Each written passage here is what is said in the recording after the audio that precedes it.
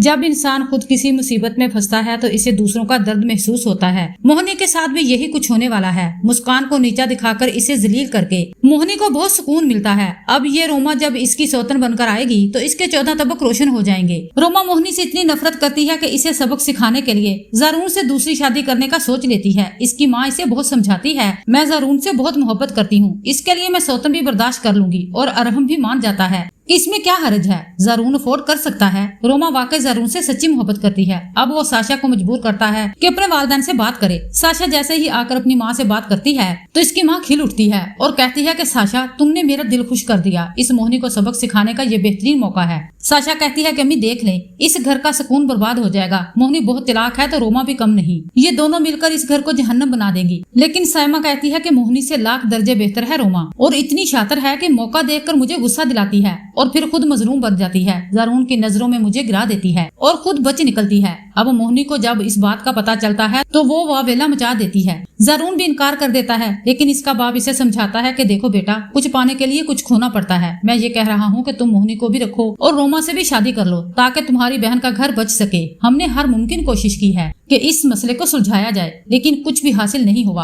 अब मोहिनी को सिर्फ और सिर्फ एक सूरत ही मनाया जा सकता है कि इसके नाम कोई थोड़ी सी प्रॉपर्टी कर दी जाए ताकि इसका मुंह बंद हो सके। ज़ारून भी मजबूर हो जाता है और रोमा से शादी कर लेता है। रोमा को अलग घर में रखा जाता है, लेकिन रोमा जिद करती है कि मैं ज़ारून के साथ और बाकी घर वालों के साथ रहना चाहती हूँ। साइमा भी रोमा की बात मान लेती है और इसे इसी घर में ले आती है। अब जबकि मोहिनी रोमा को देखती है तो तड़प उठती है। इसको तो वहशीपन के दौरे शुरू हो जाते हैं। बार बार रोमा पर हमला करने की कोशिश करती है और इसी बात का फायदा उठाती है साइमा। वो रोमा का भरपूर साथ देती है और कहती है कि देखो बेटा, अगर तुम्हें इस घर में अपना मुकाम हासिल करना है, ज़ारून की जिंदगी में अपनी जगह बनानी है, तो इस मोहिनी को इस घर से किसी न किसी तरह से निकालना होगा। तुम अच्छी तरह से जानती हो कि मैं भी इस शादी के खिलाफ थी। अब रोमा अपना मतलब निकालने के लिए साइमा के साथ हाथ मिला लेती है कि आंटी आप फिक्र मत करें, हम कुछ ऐसा प्लान करेंगे कि ये खुद ही ज़ारून की नजरों में गिर जाएगी और ज़ारून इसे धक्के देकर इस घर से निकाल देगा। अब ज़ारून कुछ दिनों के लिए मुल्क से बाहर जाता है तो मोहिनी इस बात का फायदा उठाती है, बार बार रेस्टोरेंट के चक्कर लगाती है तो इसे ज़ारून का वही दोस्त मिल जाता है जो कि ये रोमा की साजिश थी। वो लड़का रोमा का भी दोस्त है। रोमा इस लड़के से कहती है कि यही मौका है इस कमबख्त को ज़ारून की जिंदगी से निकालने का।